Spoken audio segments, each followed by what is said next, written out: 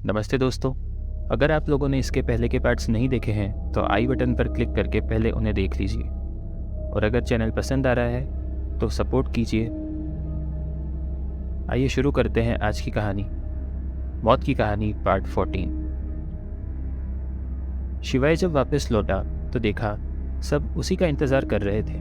तभी उसने अपने हाथ में ली किताब को अपने पीछे छिपा लिया ताकि कोई भी उसे देखे नहीं। तभी समीर ने कहा, आ गया तू?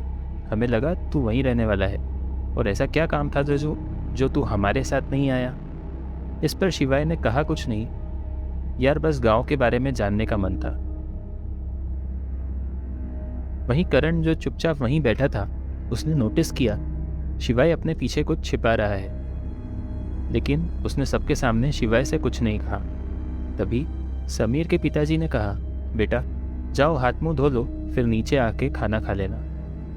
ये सुनकर शिवाय ने कहा, ठीक है अंकल जी, मैं अभी आता हूँ। इसके बाद शिवाय वहाँ से जल्दी से निकल गया और कमरे में जाकर उसने वो किताब अपने कपड़ों में छिपा दी ताकि कोई भी उसे देख ना सके।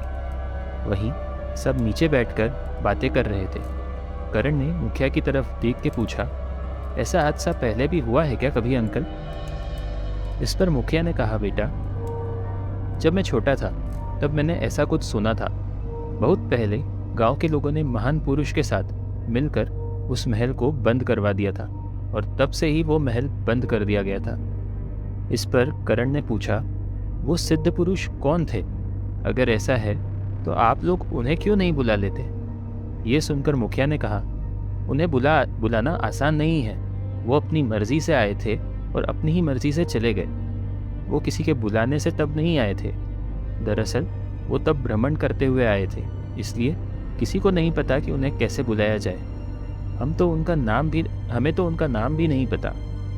वो महल कई सालों पहले बंद किया गया था। तभी वहाँ शिवाय आ गया और बोला, क्या बातें कर रहे हैं आप सब? शिवाय को देखकर समीर ने कहा, आजा बैठ तो जा पहले।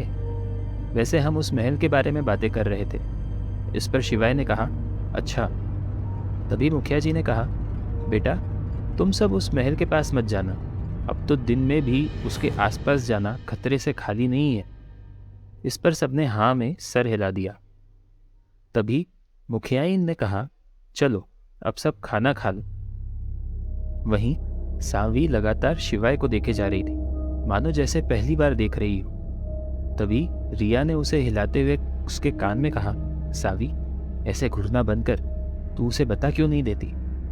वह दोनों बातें कर ही रहे थे कि शिवाय की नज़र सावी से जा मिली, जिसे देखकर शिवाय को रात की बात याद आ गई और खाना उसके गले में अटक गया, जिसकी वजह से वो ज़ोर ज़ोर से खांसने लगा। तभी करण ने पानी देते हुए कहा, कहाँ ध्यान है तेरा भाई, ध्यान से। वहीं सावी ये देखकर मुस्करा रही थी और मन ही मन बोली, अभी तो ये सफ़र शुरू हुआ है और इस बार मैं ये सफ़र ख़त्म ज़रूर करूँगा। शिवाय कुछ देर बाद सबने खाना खा लिया और सारे दोस्त घर से बाहर उस महल की तरफ चल दिए। तभी समीर ने कहा, यार हम क्यों जा रहे हैं उस महल में? तुम सबको पता है ना आज क्या हुआ? उसके बाद भी तुम सब क्यों जाना चाहते हो वहाँ? मुझे तो डर लग रहा है। इस पर करण ने कहा, तू इतना नेगेटिव क्यों सोच रहा है? चल कर, और वैसे भी तू अकेला थोड़ी ना जा रहा है, हम सब साथ हैं। जब वो सभी उस महल के पास पहुंचे तब अचानक से रिया को लगा जैसे किसी ने उसकी पीठ को छुआ। जब वो पीछे मुड़ के देखने लगी तो उसे कोई नहीं दिखा। उसे लगा वो उसका वहम है। तभी अचानक से सावी ने रिया को पकड़कर अपनी तरफ खींचा। ये देखकर समीर ने कहा, क्या हुआ तुम दोनों को? रिया भी सावी की तरफ सवालिया नज़रों से देखने लगी। तभी सावी ने नीचे इशारा करते हुए कहा, ये देखो। तभी सबने वह देखा तो पाया कि वहाँ एक बिच्छू था जो काफ़ी जहरीला था। तभी शिवाय ने उस बिच्छू को मारने के लिए पत्थर उठाया ही था कि वो बिच्छू वहाँ से गायब हो गया। ये देखकर करण ने कहा, ये कहाँ गायब हो गया अचानक से? ये देखकर सब हैरान हो गए। तभी करण ने कहा, अरे अब चलो भी, बाहर ही रहने का इरादा है क्या?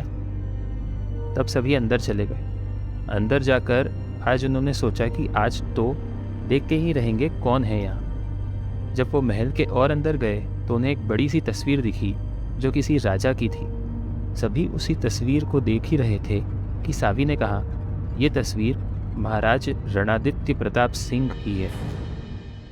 ये सुनकर सबने सावी की तरफ देखा और बोले, तुम्हें कैसे पता? इस पर सावी मुस्कुराते हुए बोली, अरे ध्यान से देखो, इसके नीचे लिखा है इसका नाम।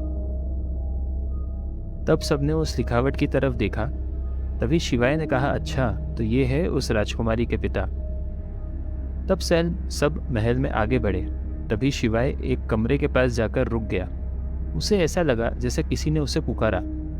शिवाय उस दरवाजे को खोलता उससे पहले सावी ने उसे जोर से अपनी तरफ खींचा। क्योंकि शिवाय का ध्यान नहीं था तो वो सीधा सावी से टकरा गया, जिसकी वजह से वो जमीन पर जा गिरे। इस समय शिवाय सावी के ऊपर था। आखिर कौन था रिया के पीछे? किसने शिवाय को पुकारा? क्या महल का राज जान पाएंगे शिवाय और उसके दोस्त? आखिर क्या हुआ आगे, जानेंगे आगे की कहानी में। दोस्तों, अगर चैनल पसंद आ रहा है तो सब्सक्राइब करके बेल आइकन प्रेस करना ना भूलें। मिलेंगे अगले पार्ट में, तब तक के लिए good bye and take care.